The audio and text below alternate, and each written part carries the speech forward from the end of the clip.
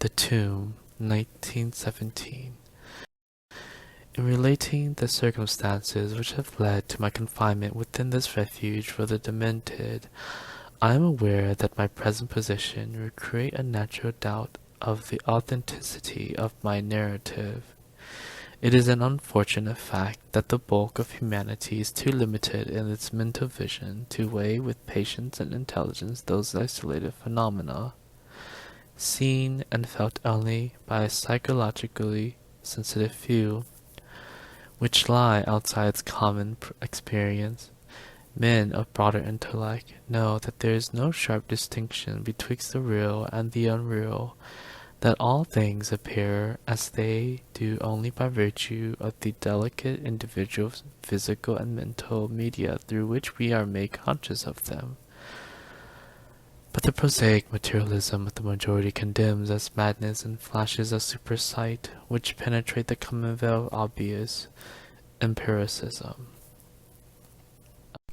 My name is Jarvis Dudley, and from the earliest childhood I have been a dreamer and a visionary, wealthy beyond the necessity of a commercial life, and temperamentally unfitted for the formal studies and social recreations of my acquaintances. I have dwelt ever in realms apart from the visible world, spending my youth and adolescence in ancient and little-known books, and in roaming the fields and groves of the region near my ancestral home. I do not think that what I read in these books or saw in these fields and grooves was exactly what other boys read and saw there. But of this I must say little, since detailed speech would have confirmed those cruel slanders upon my intellect which I sometimes overhear from the whispers of the stealthy attendants around me. It is sufficient for me to relate events without analyzing causes. I have said that I dwelt apart from the visible world, but I have not said that I dwelt alone. This no human creature may do, for lacking the fellowship of the living, he inevitably draws upon the companionship of things that are not, or are no longer, living. Close by my home there lies a singular wooded hollow, in whose twilight deeps I spent most of my time reading, thinking, and dreaming. Down its moss-covered slopes my first steps of infancy were taken, and around its grotesquely gnarled oak trees my first fancies of boyhood were woven. Well did I come to know the presiding dryads of these trees, and often have I watched their wild dances in the struggling beams of a waning moon. But of these things I must not speak. I will tell only of the lone tomb in the darkest of the hillside thickets, the deserted tomb of the Hydes, an old and exalted family whose last descendant had been laid within its black recesses many decades before my death. The vault to which I refer is of ancient granite, weathered and discolored by the mist and dampness of generations. Excavated back into the hillside, the structure is only visible at the entrance. The door, a ponderous and forbidding slab of stone, hangs upon rusted iron hinges, and is fastened ajar in a queerly sinister way by means of heavy iron chains and padlocks, according to a gruesome fashion of half a century ago. The abode of the race whose scions are here inurned had once crowned the declivity which holds the tomb, but had long since fallen victim to the flames which sprang up from a disastrous stroke of lightning, of the midnight storm which destroyed this gloomy mansion.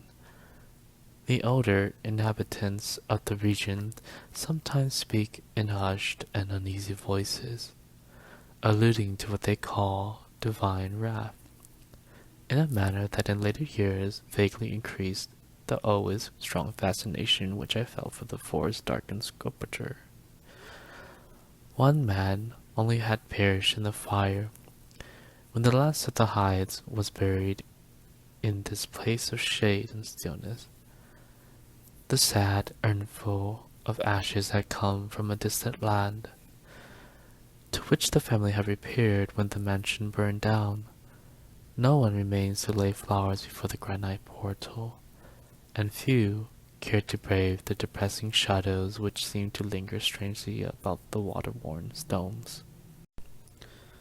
I shall never forget the afternoon when I first stumbled upon the half-hidden house of death. It was a midsummer, when the alchemy of nature transmutes the sylvan landscape to one vivid and almost homogeneous mass of green. When the senses are well nigh intoxicated with the surging seas of moist verdure and the subtly indefinable odors of the soil and the vegetation. In such surroundings, the mind loses its perspective. Time and space become trivial and unreal, and echoes of a forgotten prehistoric past beat insistently upon the enthralled consciousness. All day I had been wandering through the mystic grooves of the hollow, thinking thoughts I need not discuss, and conversing with things I need not name. In years, a child of 10, I had seen and heard many wonders unknown to the throng. It was all the age in certain respects, when, upon forcing my way between two savage clumps of briars, I suddenly encountered the entrance of the vault. I had no knowledge of what I had discovered. The house blocks, the dark blocks of granite, the doors so curiously ajar, and the funereal carvings above the arch aroused to me no associations of mournful or terrible character. Of graves and tombs I knew and imagined much, but had, on account of my peculiar temperament, been kept from all personal contact with churchyards and cemeteries. The strange stone house on the woodland slope was to me only a source of interest and speculation, and its cold, damp interior, into which I vainly peered through the apertures so tantalizingly left, contained for me no hint of death or decay. But in that instant of curiosity was born the madly unreasoning desire which has brought me to this hell of confinement. Spurred on by a voice which must have come from the hideous soul of the forest, I resolved to enter the beckoning gloom in spite of the ponderous chains which barred my passage. In the waning light of day, I alternately rattled the rusty impediments which, with a view to throwing wide the stone door, and essayed to squeeze my slight form through the space already provided. But neither plan met with success.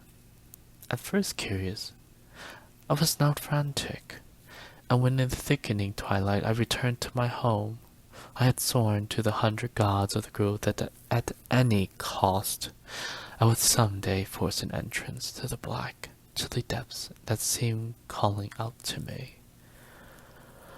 The physician with the iron grey beard who comes each day to my room once told a visitor that this decision marked the beginning of a pitiful monomania. But I will leave final judgment to my readers when they shall have learnt all. The months following my discovery were spent in futile attempts to force the complicated padlock of the slightly open vault, and in carefully guarded inquiries regarding the nature and history of the structure. With the traditionally receptive ears of the small boy, I learned much, though an habitual secretiveness caused me to tell no one of my information or my resolve. It is perhaps worth mentioning that I was not at all surprised or terrified on learning of the nature of the vault. My rather original ideas regarding life and death had caused me to associate the cold clay with the breathing body in a vague fashion, and I felt that the great and sinister family of the burned-down mansion was some way represented with the stone space I sought to explore.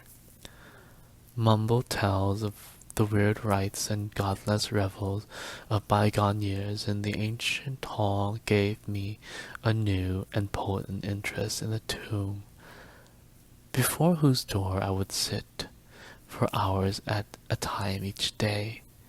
Once I thrust a candle within the nearly closed door, but I could see nothing save a flight of damp stone steps leading downward.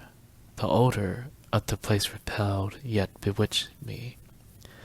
I felt I had known it before, in the past remote beyond all recollection, beyond even my tenancy of the body I now possess. The year after I first beheld the tomb, I stumbled upon a worm-eaten translation of Plutarch's Lives in the book-filled attic of my home.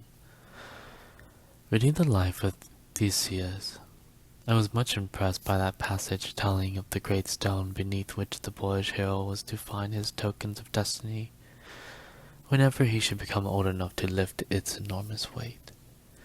This legend had the effect of dispelling my keenest impatience to enter the vault, for it made me feel that the time was not yet ripe.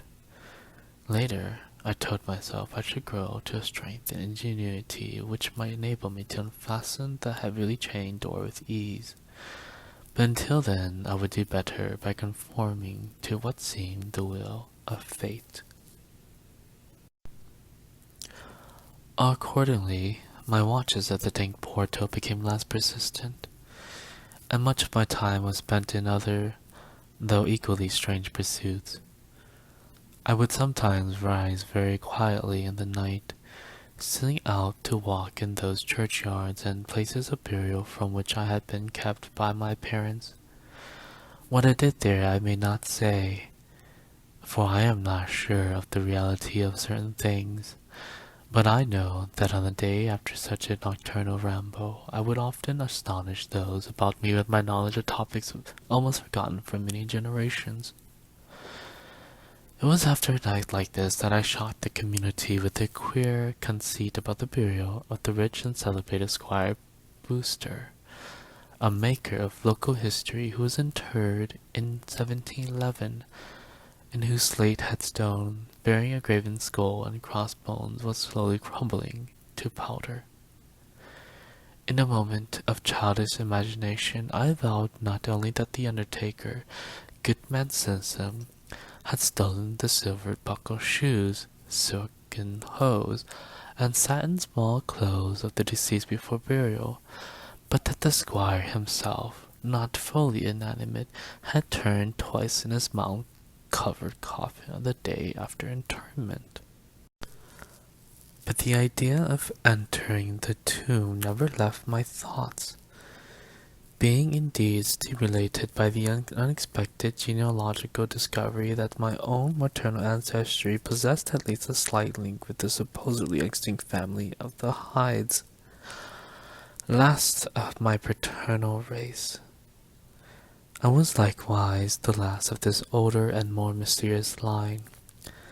I began to feel that the tomb was mine, and to look forward with hot eagerness at the time when I might pass within that stone door and down those slimy stone steps in the dark.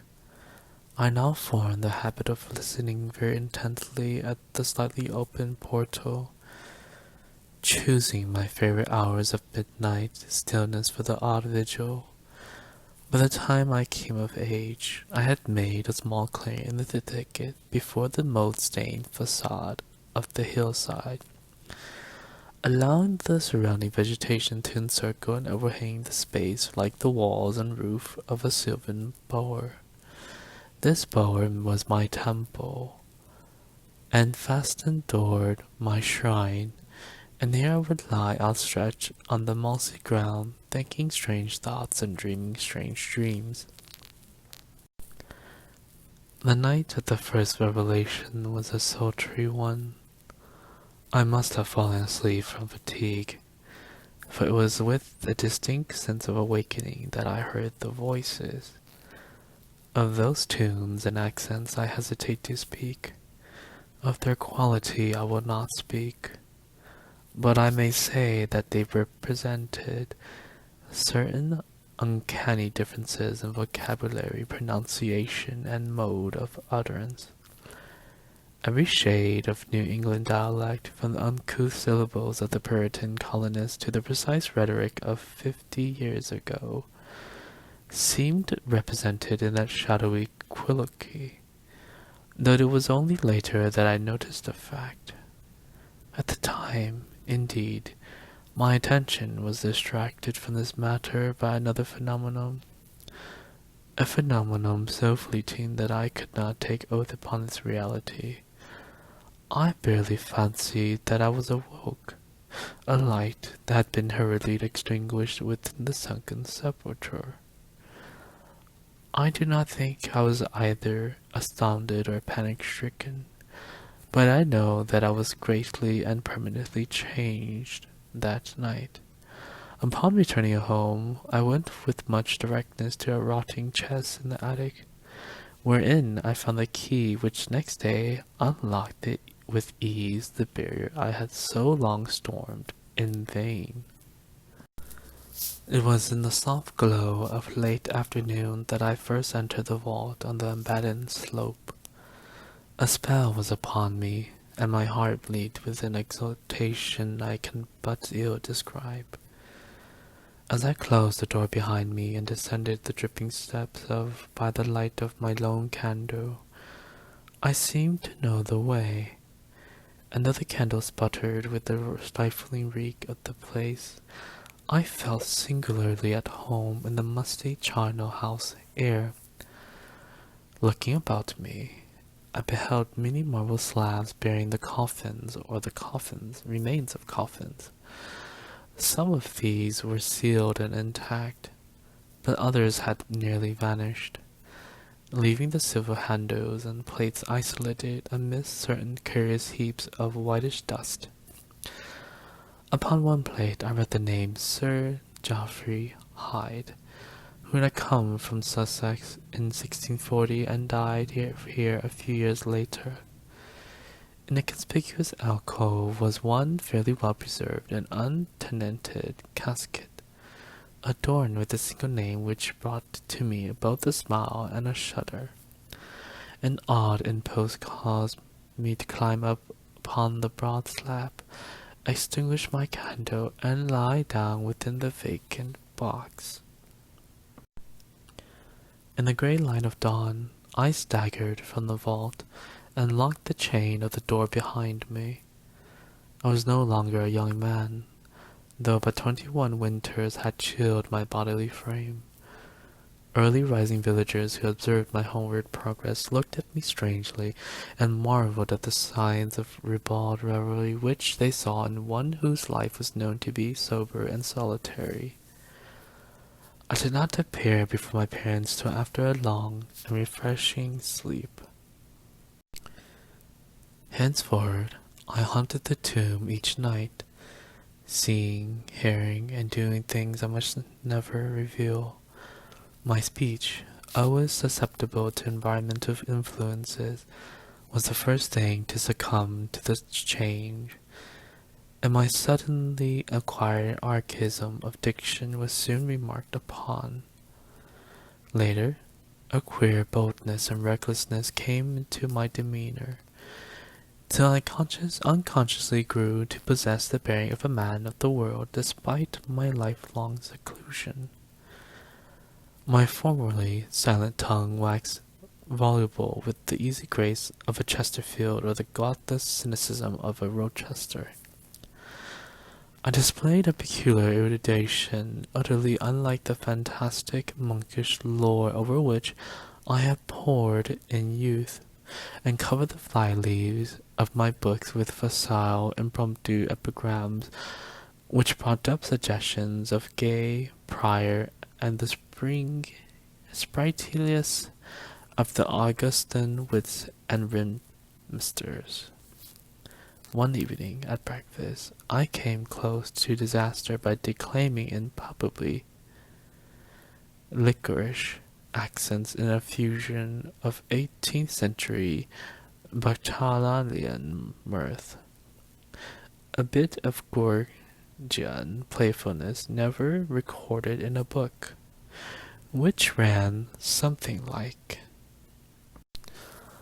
"Come hither, my lads, with your tankards of ale, and drink to the present before it shall fail. Pile each of your platter a mountain of beef, for 'tis eating and drinking that bring us relief. So fill up your glass, for life will soon pass. When you're dead, ye'll never drink to your king or your lass." Anacreon had a red nose, so they say. But what's a red nose if ye are happy and gay? God split me.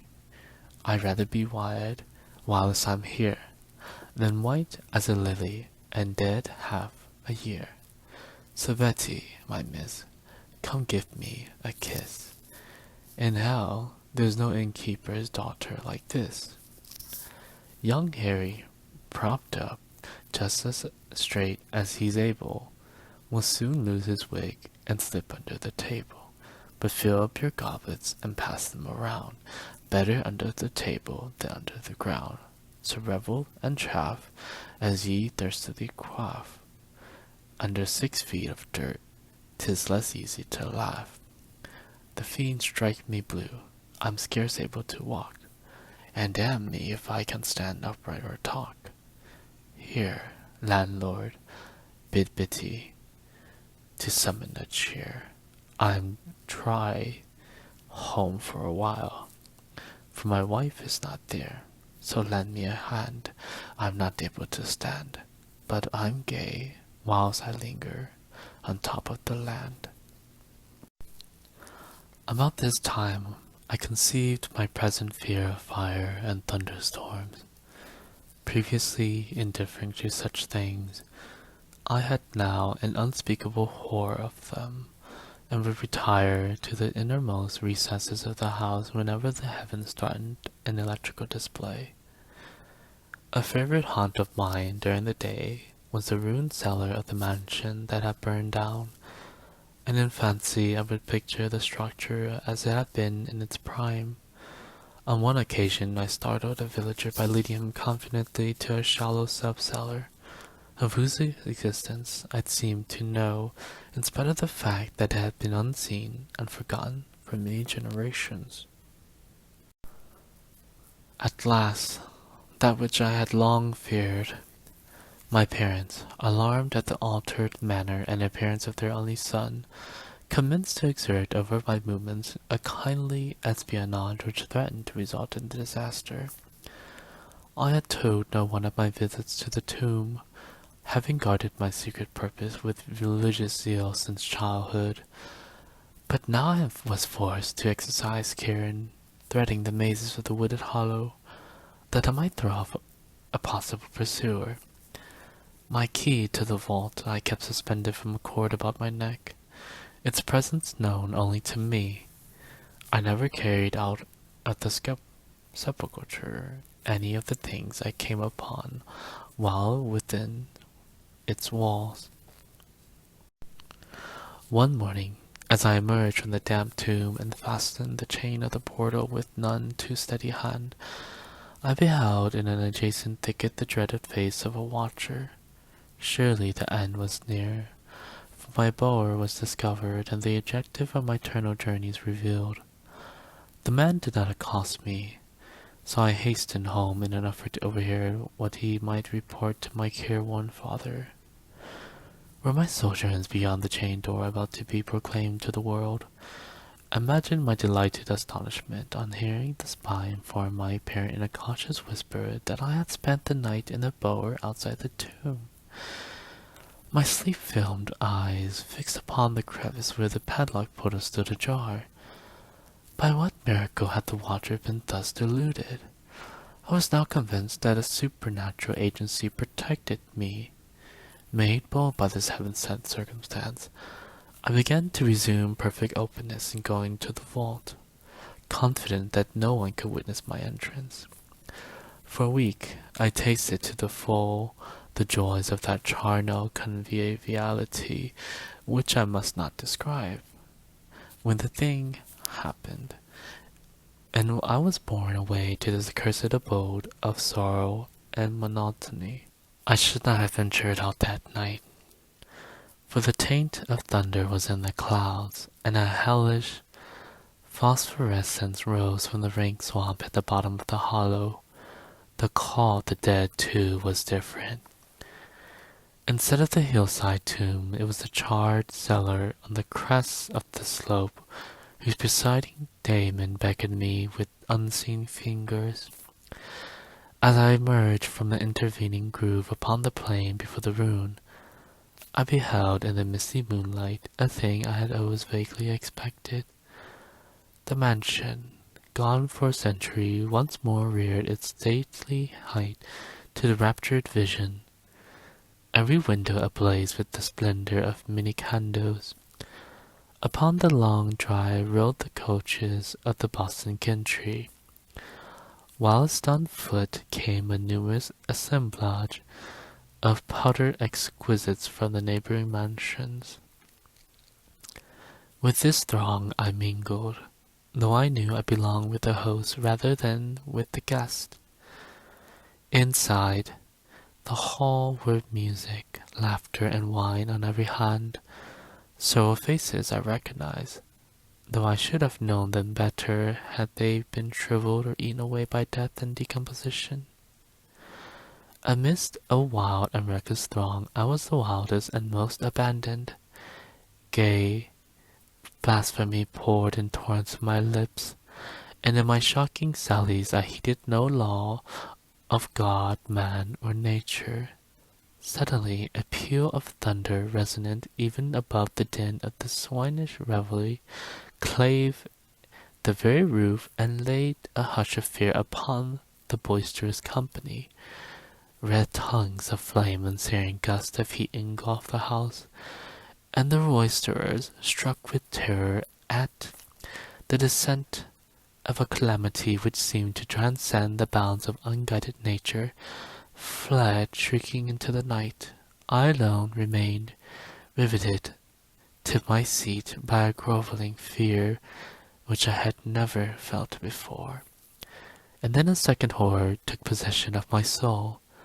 Burnt alive to ashes, my body dispersed by the four winds, I might never lie in the tomb of the Hydes. Was not my coffin prepared for me? Had I not a right to rest till eternity amongst the descendants of Sir Geoffrey Hyde? I would claim my heritage of death, even though my soul go seeking through the ages for another corporeal tenement to represent it on that vacant slab in the alcove of the vault. Jarvis Hyde should never share the sad fate of Pauline Udis. As the phantom of the burning house faded, I found myself screaming and struggling madly in the arms of two men, one of whom was the spy who had followed me to the tomb. Rain was pouring down in torrents, and upon the southern horizon were flashes of lightning that had so lately passed over our heads. My father, his face lined with sorrow, stood by as I shouted my demands to be laid within the tomb, frequently admonishing my captors to treat me as gently as they could. A blackened circle on the floor of the ruined cellar told of a violent stroke from the heavens, and from this spot a group of curious villagers with lanterns were prying a small box of antique workmanship which the thunderbolt had brought to light. Ceasing my futile and now objectless reading, I watched the spectators as they viewed the treasure trove and was permitted to share in their discoveries. The box, whose fastenings were broken by the stroke which had unearthed it, contained many papers and objects of value, but I had eyes for one thing alone. It was a porcelain miniature of a young man in a smartly curled bagwig, and above the initials J.H. The face was such that as I gazed, I might well have been studying my mirror. On the following day, I was brought to this room with the barred windows, but I have been kept informed of certain things through an aged and simple-minded servitor, for whom I bore a fondness in infancy, and who, like me, loves the churchyard. What I have dared relate of my experiences within the vault has brought me only pitying smiles. My father, who visits me frequently, declares that at no time did I pass the chained portal, and swears that the rusted padlock had not been touched for 50 years when he examined it. He even says that all the village knew of my journeys to the tomb, and that I was often watched as I slept in a bower outside the grim facade, my half-open eyes fixed on the crevice that leads to the interior. Against these assertions I have no tangible proof to offer, since my key to the padlock was lost in the struggle on that night of horrors. The strange things of the past which I learned during these nocturnal meetings with the dead he dismisses as the fruits of my lifelong and omnivorous browsing against the ancient volumes of the family library. Had it not been my old servant Hiram, I should not have by this time become quite convinced of my madness. But Hiram, loyal to the last, has held faith in me, and has done that which impels me to make public at least a part of my story. A week ago he burst open the lock which chains the door of the tomb perpetually ajar, and descended with a lantern to the murky depths. On a slab in an alcove we found an old but empty coffin, whose tarnished plate bears this single word, Jarvis. In that coffin and in that vault they had promised me I shall be buried.